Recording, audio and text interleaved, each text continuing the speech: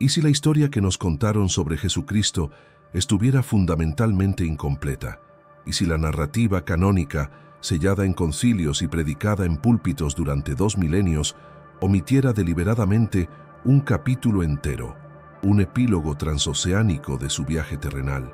Imagina por un instante que mucho antes de la llegada de las carabelas europeas, las cumbres nevadas de los Andes y las ciudades de piedra del antiguo Perú ya guardaban ecos de sus enseñanzas.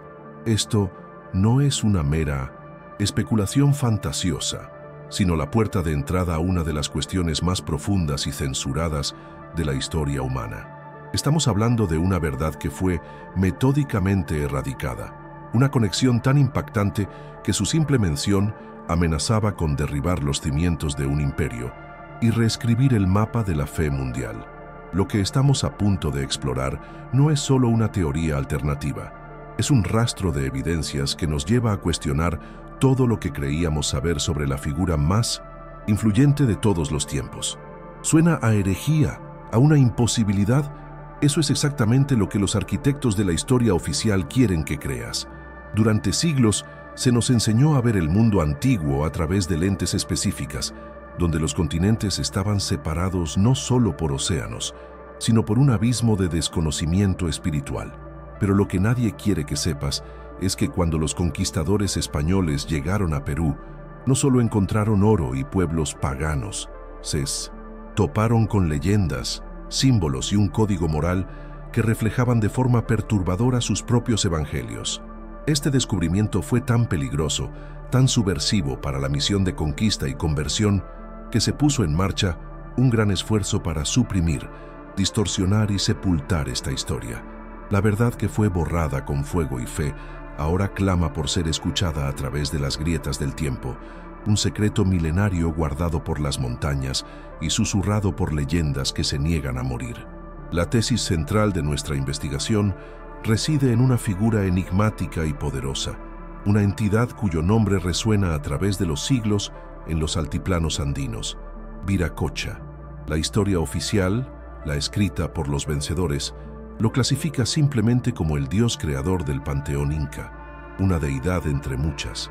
Pero esta es una simplificación peligrosa, una cortina de humo que esconde una realidad mucho más compleja y perturbadora. Nuestra premisa desafía directamente esta convención, proponiendo que Viracocha no fue una invención mitológica local, sino la personificación de una memoria histórica real, el recuerdo distorsionado de un mensajero de piel clara y barbudo que trajo enseñanzas de paz, amor y moralidad al corazón de las Américas, mucho antes que Colón. Esta figura no encaja en los moldes de las deidades andinas tradicionales. Es un fantasma de otro mundo, un eco de una narrativa que fue deliberadamente arrancada de sus orígenes para servir a un propósito mayor y más oscuro. La narrativa oficial que se nos ha impuesto describe a las civilizaciones precolombinas del Perú como un mundo aislado, un laboratorio cultural que floreció en completo desconocimiento del viejo mundo. Nos enseñan sobre el culto al sol, Inti, a la madre tierra, Pachamama, y a un complejo panteón de dioses que gobernaban las cosechas, las montañas y las estrellas. Esta visión crea una frontera nítida e infranqueable. Por un lado, la historia de Oriente Medio y Europa, con sus religiones abrahámicas. Por el otro, un continente pagano a la espera de la luz de la verdadera fe traída por los conquistadores. Esta separación es fundamental para la justificación de la colonización. Pinta un cuadro de superioridad espiritual y cultural europea, convirtiendo la conversión forzada no en un acto de violencia, sino en una misión de salvación. Esa historia, repetida incansablemente en libros de texto y documentales, sirve para reforzar la idea de que no podría haber ninguna conexión, ningún conocimiento previo de un mensaje crístico en las Américas. Sin embargo, es precisamente dentro de esta narrativa herméticamente cerrada donde encontramos la mayor de sus inconsistencias, la propia existencia de Viracocha. ¿Cómo explicar que, en el centro de un sistema de creencias supuestamente aislado, surja una figura divina con características tan marcadamente caucásicas? Las leyendas lo describen como un hombre alto, de piel blanca, con barba y cabellos claros, vestido con una túnica Blanca no se asemeja en nada a las representaciones de los pueblos nativos o de sus otras deidades. Además, sus enseñanzas centradas en un código moral de compasión y ética y su aparente aversión a los sacrificios humanos lo colocan en contraste directo con algunas de las prácticas más brutales de otras culturas precolombinas. Viracocha es una anomalía, una pieza de rompecabezas que pertenece a otra caja. Él es la grieta, la evidencia viva de que la historia oficial está, como mínimo, incompleta y como máximo intencionadamente fraudulenta. Este es el núcleo del misterio que nos proponemos desentrañar. ¿Quién era, en realidad, Viracocha? ¿Sería solo una coincidencia mitológica, una invención inexplicable de un pueblo aislado? ¿O las evidencias apuntan a algo mucho más profundo e impactante? ¿Sería Viracocha la memoria distorsionada del paso de uno de los apóstoles de Cristo, quizás Tomás, de quien las leyendas dicen que viajó hacia el este, mucho más allá de las fronteras, ya conocidas del Imperio Romano? Hoy aquí reside la pregunta más audaz de todas. ¿Podría ser la huella dejada por el propio Jesús en un viaje post-crucifixión que la historia se niega a considerar? La semejanza no es solo física, está en el mensaje, en los milagros de sanación y en la promesa de un retorno. Este video se sumergirá de cabeza en esta cuestión prohibida, analizando las crónicas que sobrevivieron a la censura y los símbolos que cuentan una historia diferente a la que fuimos forzados a aceptar como verdad. Nuestro viaje, por lo tanto, no será solo una exploración de mitos antiguos, será una investigación forense de la historia, un esfuerzo por reconstruir una narrativa que fue deliberadamente demolida. Seguiremos las huellas de este misterioso dios blanco, examinando cómo sus leyendas se extendieron por el continente, desde Tiahuanaco hasta Cusco. Decodificaremos los símbolos que los conquistadores intentaron reinterpretar y analizaremos los relatos de los propios cronistas españoles que, en estado de shock, registraron las increíbles similitudes entre la fe que vinieron a imponer y la que encontraron. El objetivo es claro: exponer las omisiones de la historia oficial y presentar un caso convincente de que la conexión entre las enseñanzas de Cristo y el antiguo Perú no es solo posible, sino una probabilidad inquietante que fue suprimida por siglos de silencio y dogma. Prepárate para cuestionar la frontera que nos enseñaron que existía entre el viejo y el nuevo mundo. La primera y más contundente evidencia reside en el propio mito de Viracocha, una narrativa tan rica en detalles que trasciende la mera mitología. Los relatos, recogidos por los primeros cronistas españoles directamente de los sabios incas, describen a un ser de majestad y poder inusuales. No era un dios de la guerra o de la naturaleza, como tantos otros en el panteón andino. Era un legislador, un filósofo, un ingeniero civilizador. Se dice que emergió de las aguas del lago Titicaca, la cuna sagrada del mundo andino, ya como una figura adulta, plenamente formada, con una misión clara. Su apariencia, consistentemente descrita como la de un hombre alto, de piel blanca y largas barbas, ya lo convertía en un completo extraño en un continente donde tales rasgos eran genéticamente inexistentes. Esta anomalía física es nuestro punto de partida, el primer hilo suelto en el tejido de la historia oficial, sugiriendo que Viracocha no fue soñado, sino observado. El origen divino de Misnehuese. Viracocha presenta un paralelismo impresionante con el de Jesús. Así como Jesús es el Hijo de Dios, enviado del cielo para instruir a la humanidad, Viracocha es frecuentemente llamado Hijo del Dios Creador Primordial, a veces llamado Tikchi Viracocha, una fuerza invisible y eterna. Su emergencia de las aguas del Titicaca es un acto de creación y orden, un momento en que lo divino interviene directamente en el mundo de los mortales para establecer un nuevo pacto.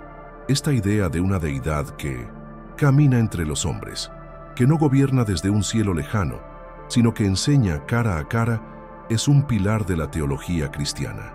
En los Andes, encontrar esta misma estructura narrativa, con un enviado divino que posee una misión terrenal de instrucción moral, es una coincidencia que desafía las leyes de la probabilidad y sugiere una fuente de inspiración común una matriz de historia compartida. El viaje de Viracocha a través de los Andes se describe no como una conquista, sino como un ministerio itinerante. Caminó largas distancias, de Tiahuanaco a Cusco y más allá, deteniéndose en aldeas para enseñar y guiar. Este comportamiento refleja como un espejo el viaje de Jesús por Galilea y Judea. No buscaba poder político ni riquezas materiales. Su objetivo era una transformación del corazón y de la sociedad. Las leyendas cuentan que Viracocha enseñaba a la gente a abandonar la guerra, a vivir en paz, a amarse y a no codiciar los bienes ajenos. Era un maestro que usaba parábolas y ejemplos prácticos para instruir sobre una forma más elevada de existencia. Esta imagen del Dios errante, del maestro que viaja para llevar la luz al pueblo común, es un arquetipo poderosísimo e increíblemente específico, y su presencia en el Perú precolombino es un enigma profundo. El contenido de las enseñanzas de Viracocha es quizás el vínculo más fuerte con la ética cristiana. Las crónicas, incluso las que fueron filtradas por la censura española, son unánimes en describir su mensaje como uno de bondad, perdón y compasión. Predicaba contra la lujuria, el robo y el asesinato, estableciendo un código moral que podría fácilmente compararse con los 10 mandamientos o el Sermón de la Montaña. En una era y en una región donde el sacrificio, tanto animal como humano, era una práctica religiosa establecida para apaciguar a los dioses, Viracocha se posicionaba en contra. Enseñaba que el Creador no se deleitaba con la muerte, sino con un corazón justo y una vida recta. Esta revolución ética, este humanismo radical en un mundo a menudo brutal, es una firma inconfundible, un eco directo del mensaje de amor incondicional que define el núcleo del cristianismo. Así como Jesús tuvo a sus 12 apóstoles, Viracocha no viajaba solo. Las leyendas describen que era acompañado por un grupo de seguidores u hombres santos, a veces llamados viracochas o runas, que lo ayudaban en su misión. Estos discípulos, también descritos como hombres de apariencia y vestimentas similares a las del Maestro, fueron enviados en diferentes direcciones para llevar sus enseñanzas a todos los rincones del imperio.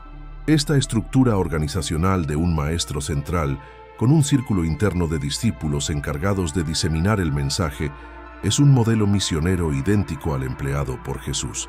La existencia de este grupo de seguidores refuerza la idea de que no se trataba de un mito abstracto, sino de un movimiento organizado, un esfuerzo consciente por sembrar una nueva doctrina espiritual y filosófica en todo el territorio andino, un paralelo que es simplemente demasiado específico para ser ignorado.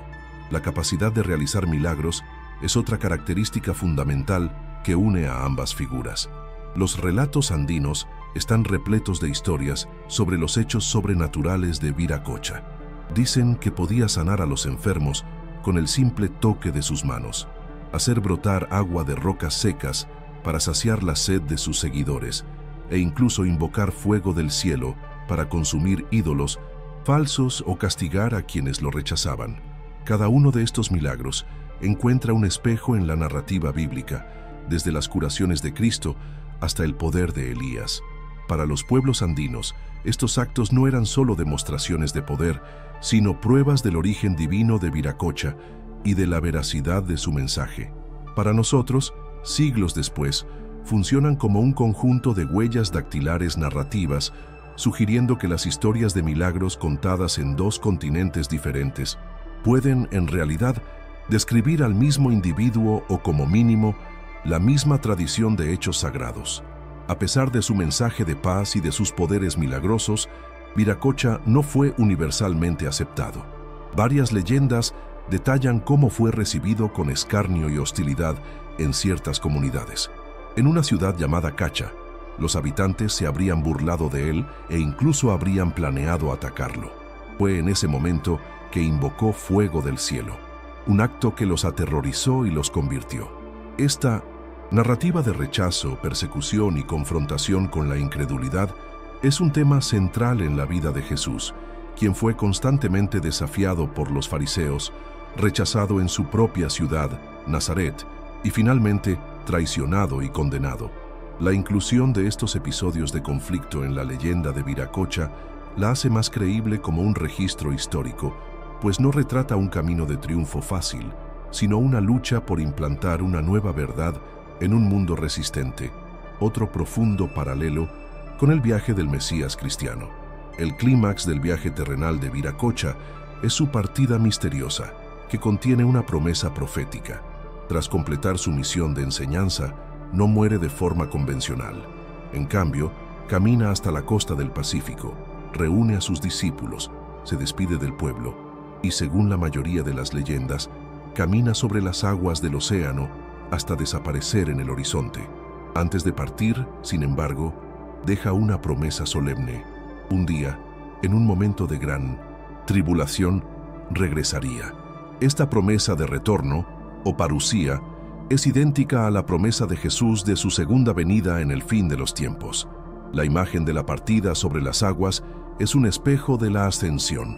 Esa promesa de retorno inca fue trágicamente lo que permitió que los españoles, inicialmente confundidos con el regreso de Viracocha, fueran recibidos sin resistencia, un detalle histórico que añade una capa de ironía y credibilidad a la fuerza de esta antigua profecía. Incluso el nombre Viracocha es un artefacto lingüístico que puede contener pistas ocultas. Aunque comúnmente se traduce como espuma del mar, en referencia a su llegada o partida por el océano, algunos lingüistas e investigadores alternativos proponen otras interpretaciones. Sugieren que el nombre puede ser una composición compleja de términos protoquechua o aymara, cuyos significados originales se perdieron o fueron deliberadamente ofuscados. Podría Viracocha ser una adaptación fonética de un nombre o título arameo o hebreo, distorsionado a lo largo de generaciones de transmisión oral. Esta línea de investigación, aunque especulativa, nos obliga a considerar que las propias palabras usadas para nombrar al Dios podrían ser la evidencia más duradera de su origen extranjero. Un fósil lingüístico esperando ser correctamente descifrado y que podría conectar los Andes directamente con Oriente Medio. Pasando de las leyendas a las evidencias materiales, entramos en el reino de los O-Parts, o artefactos fuera de lugar.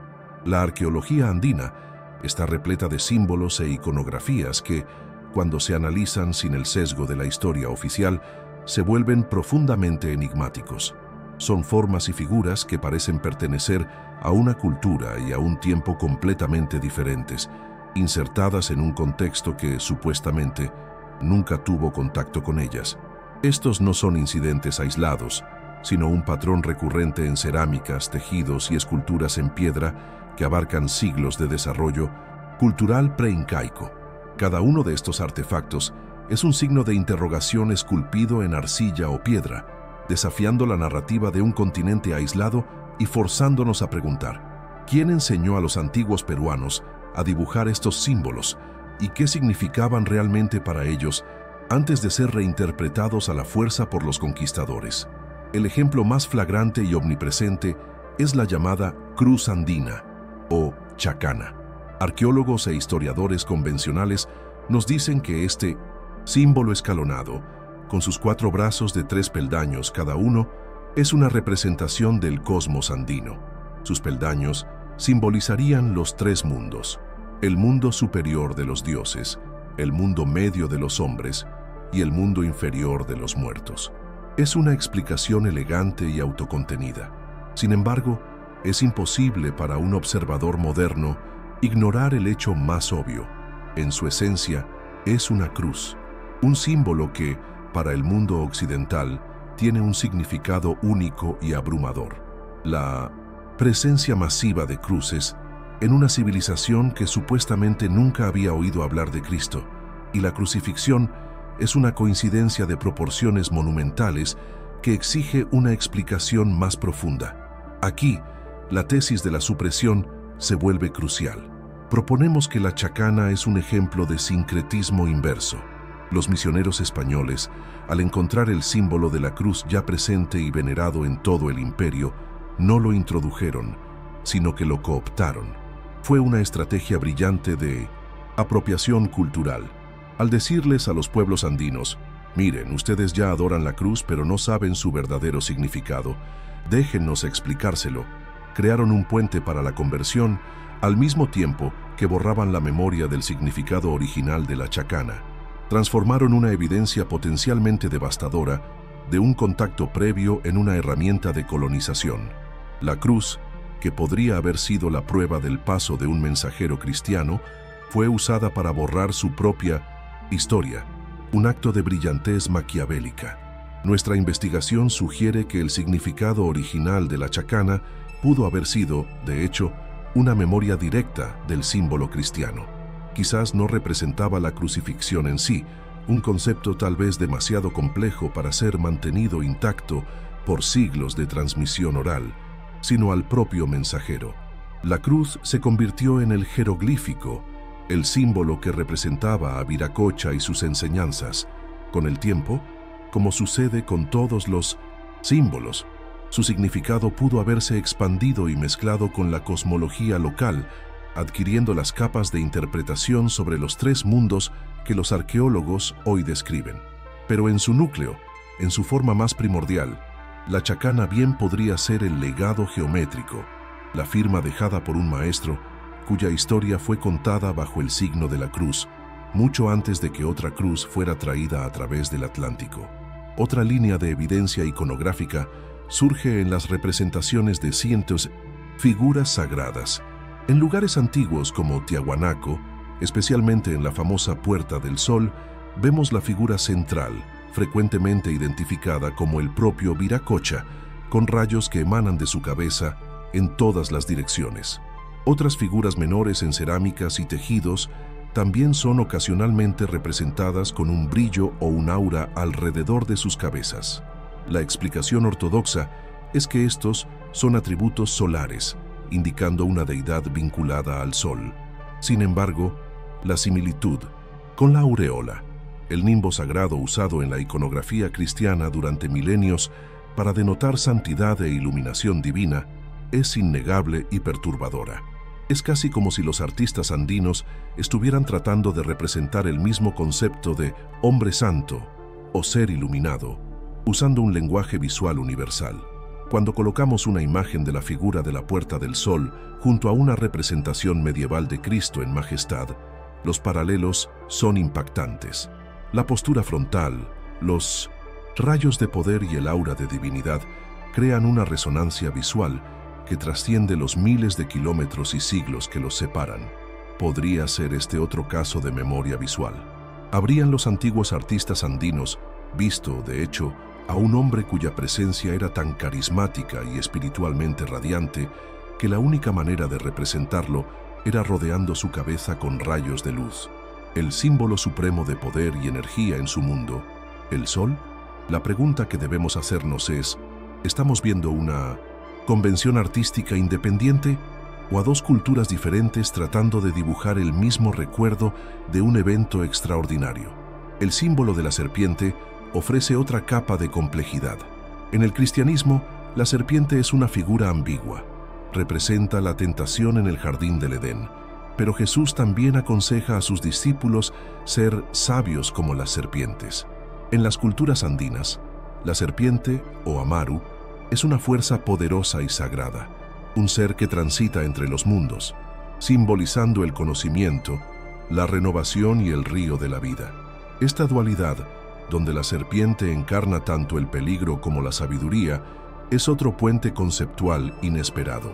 Estudiosos especulativos sugieren que ambas tradiciones pueden haber bebido de una fuente primordial de simbolismo, un lenguaje arquetípico donde la serpiente representa la energía de la fuerza vital, que puede tanto crear como destruir, un conocimiento que podría haber sido compartido por un mensajero común. Quizás, la evidencia arqueológica más tangible e inexplicable sea la presencia de figuras barbudas en el arte pre-incaico, especialmente en la cerámica de la cultura moche, que floreció en la costa norte de Perú mucho antes de los incas. Estas cerámicas, famosas por su realismo, retratan claramente a individuos con barbas largas y pobladas, un rasgo genético ausente en las poblaciones nativas americanas.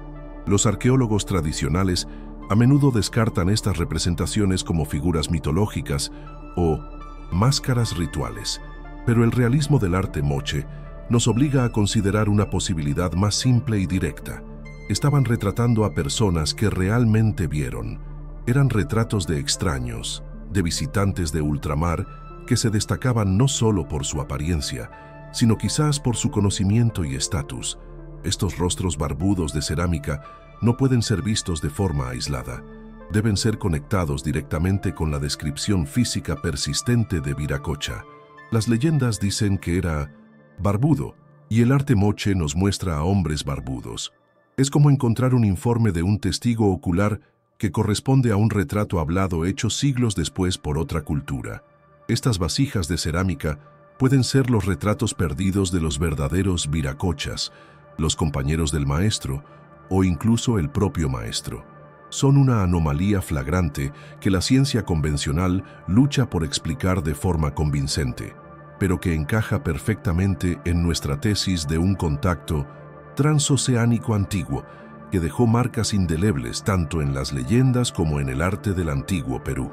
Dejando los artefactos y entrando en los archivos, encontramos nuestra tercera línea de evidencia: los escritos de los propios cronistas españoles. Hombres como Pedro Cieza de León, Juan de Betanzos y Cristóbal de Molina fueron encargados de documentar la vida, la historia y las creencias de los pueblos que conquistaban. Eran agentes del imperio y de la iglesia, no historiadores imparciales. Sin embargo, en sus escritos, incluso con su sesgo, se transparenta un sentimiento de shock y perplejidad.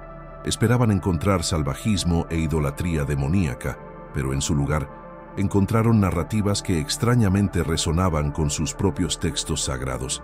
Sus crónicas, cuando se leen entre líneas, no son solo descripciones de los incas, son testimonios de primera mano del descubrimiento de un evangelio perdido. Pedro Cieza de León, uno de los cronistas más respetados, viajó extensamente por Perú en el siglo XVI. En su obra Crónica del Perú, dedica pasajes enteros a describir la leyenda de este hombre blanco de gran estatura, al que llamaban Viracocha. Cieza de León expresa su asombro por las similitudes, notando que este ser realizó muchas maravillas y enseñó con gran amor. Llega a especular que podría haber sido uno de los apóstoles. La importancia de su testimonio reside en su reticencia. Era un soldado y un cristiano devoto, y admitir tales paralelos era peligroso y potencialmente herético. El hecho de que registrara estas historias con tantos detalles revela cuán profundas y difundidas eran, y cuán imposible era ignorarlas.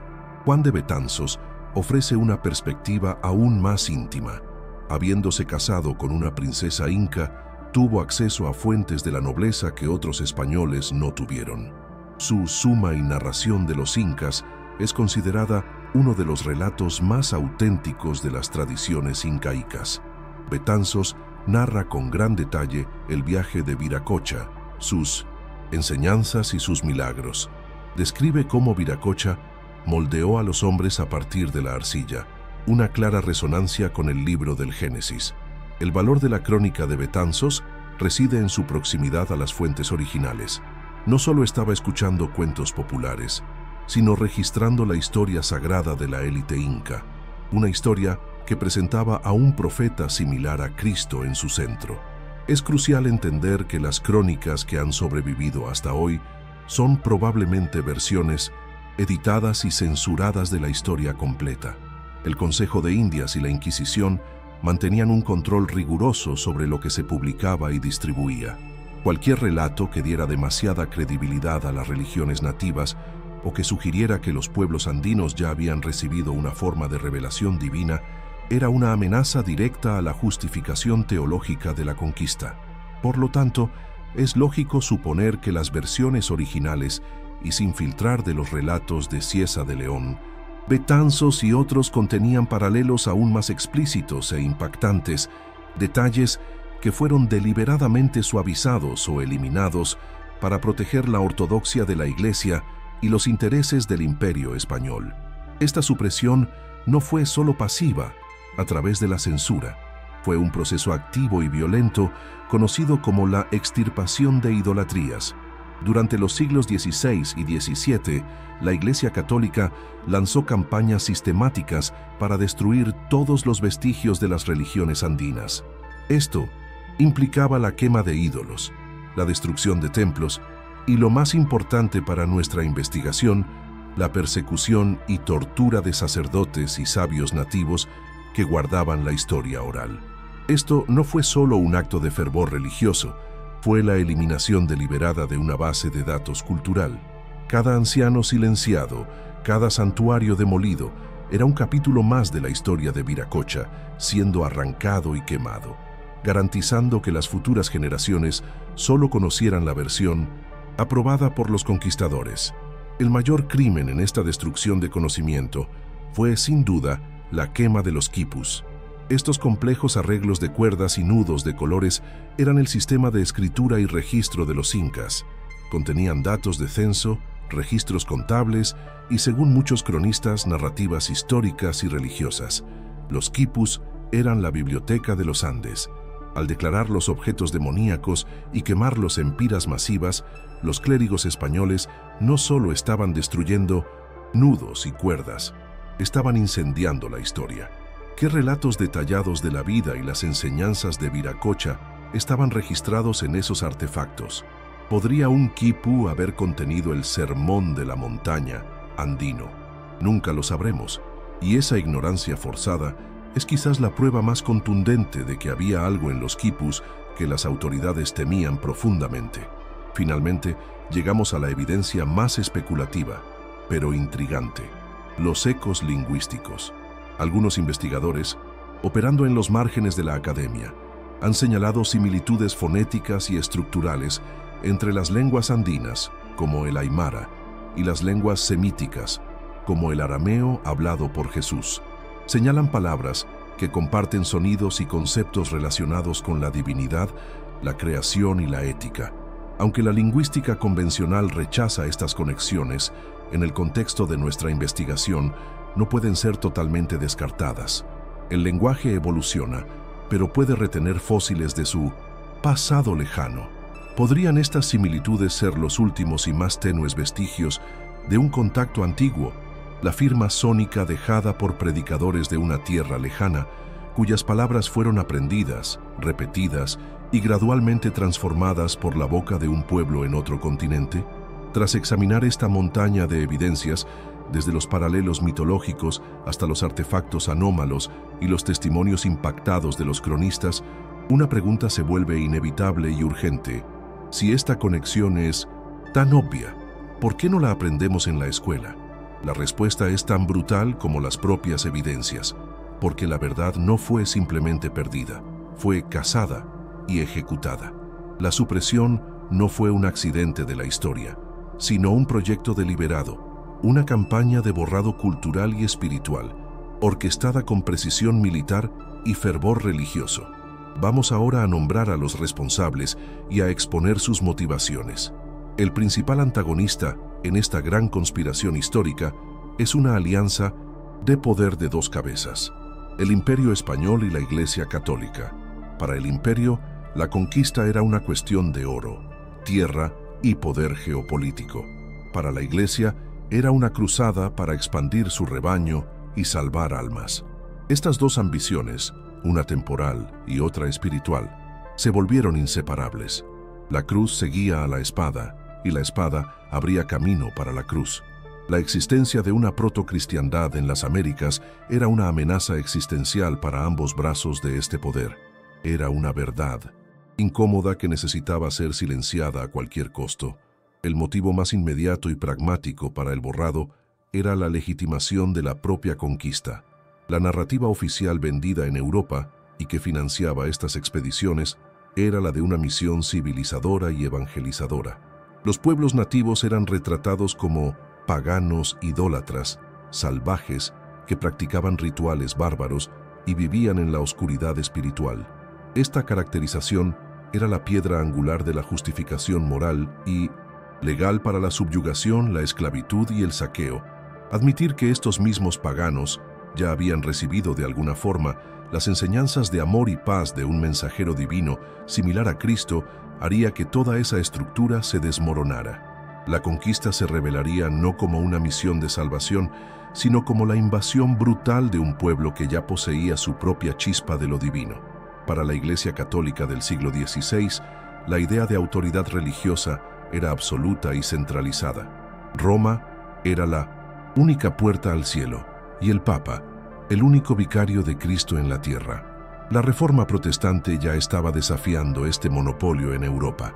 Lo último que la Iglesia necesitaba era descubrir que Dios, o sus mensajeros, había operado de forma independiente en otro continente, sin la sanción o el conocimiento del Vaticano.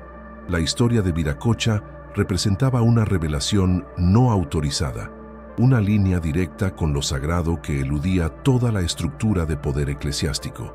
Era una herejía a escala continental, una amenaza directa a la primacía y a la autoridad universal de la Iglesia.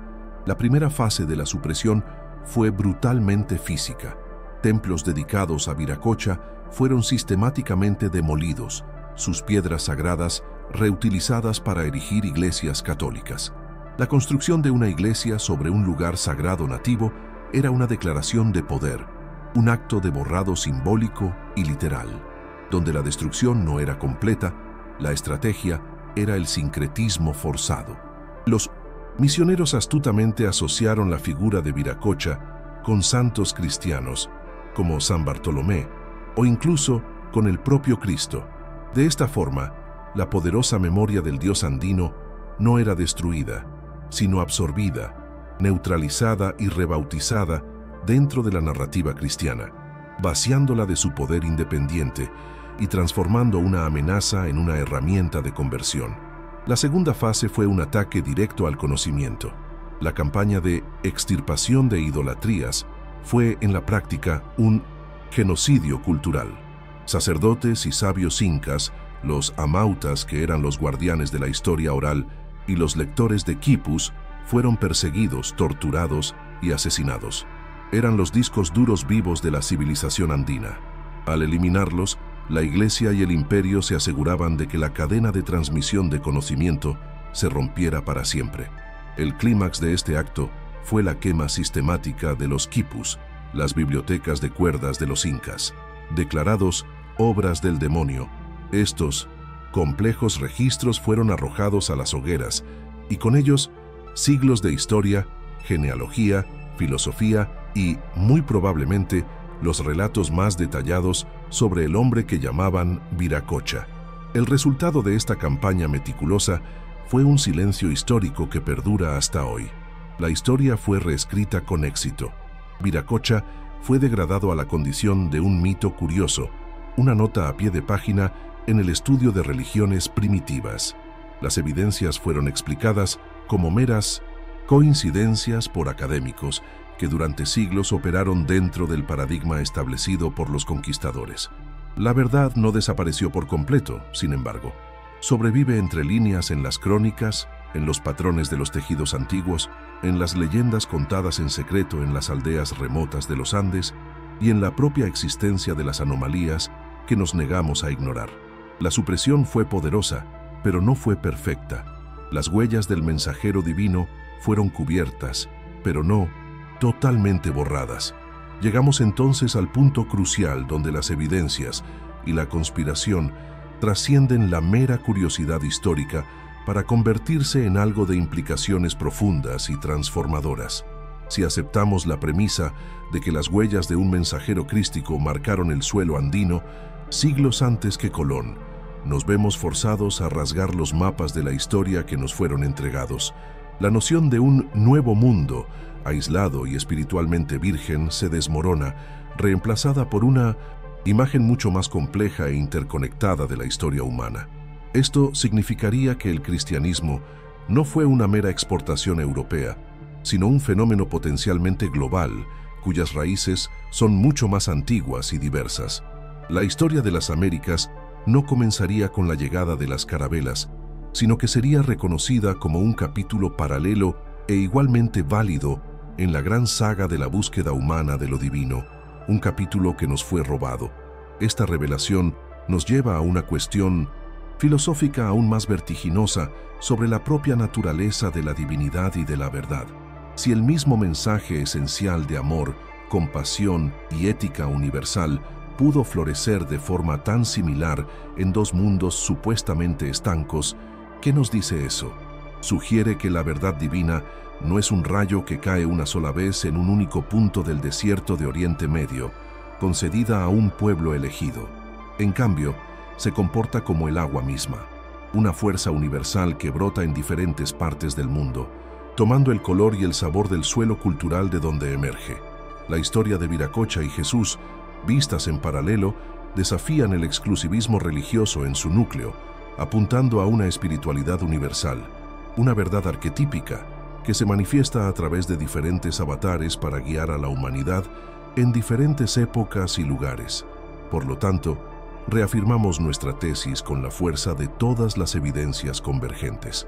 La figura de Viracocha ya no puede ser relegada al estante polvoriento de los mitos exóticos. Es el punto focal de una verdad recuperada. Las similitudes con la vida y las enseñanzas de Jesús, los símbolos anómalos esparcidos por el arte andino, los relatos perplejos de los cronistas y, sobre todo, la campaña violenta para borrar su memoria, no son hilos sueltos de una teoría especulativa. Son las piezas de un mosaico coherente y convincente.